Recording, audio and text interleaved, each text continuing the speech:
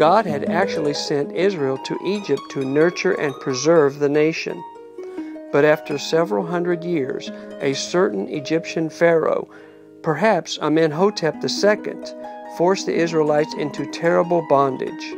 Yet, according to God's plan, Israel was on the verge of returning to Canaan, to inherit the promises made to their ancestors, Abraham, Isaac, and Jacob. This deliverance from Egyptian slavery finally came through many divine signs and wonders.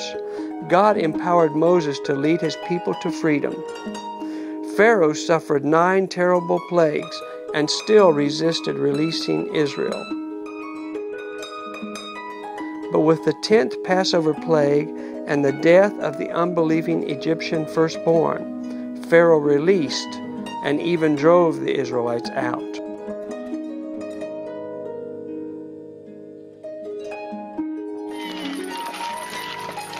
Intending to exact vengeance, the Egyptian chariot army was drowned in the Red Sea instead, while Israel miraculously crossed through on dry land.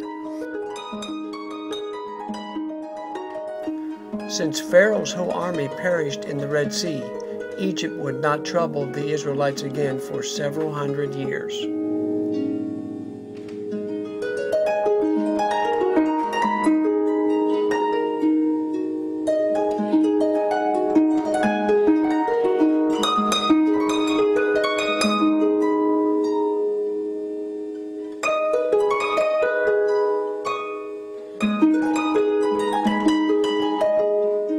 Israel traveled into the desert under the protection of God.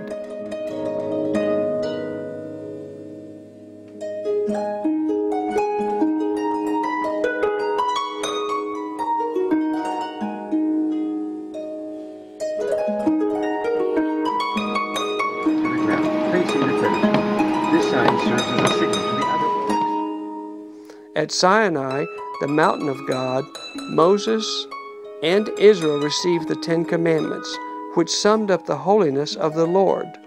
God also gave the Israelites the pattern to construct the tabernacle. The Lord actually chose to dwell with his people, and the ark would be a symbol of his presence.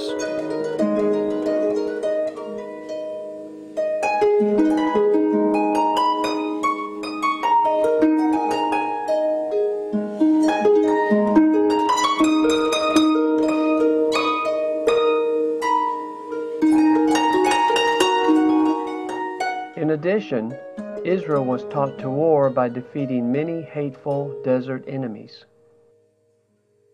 The Amalekites attacked the weakest and stragglers of Israel in the Negev desert, but Joshua and the Israelites fought and defeated them through the uplifted rod and intercessory prayers of Moses.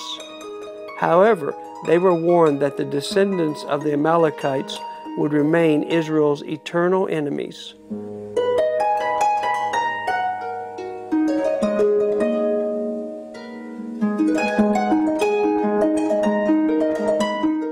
This is the desert home of David ben Gurion, Israel's first prime minister. He lived in the Negev to encourage more Israelis to move to the south.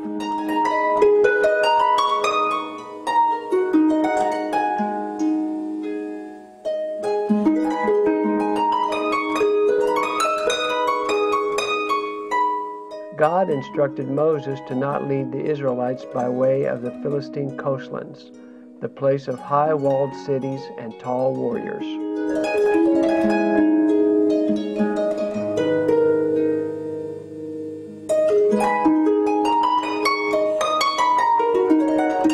The children of Israel failed to trust God at his first command to enter and conquer Canaan, the promised land. Yet in all their backsliding, the Lord continued to faithfully watch over Israel, even feeding them manna from heaven and giving them streams of gushing water throughout their 40 years of wandering in the desert.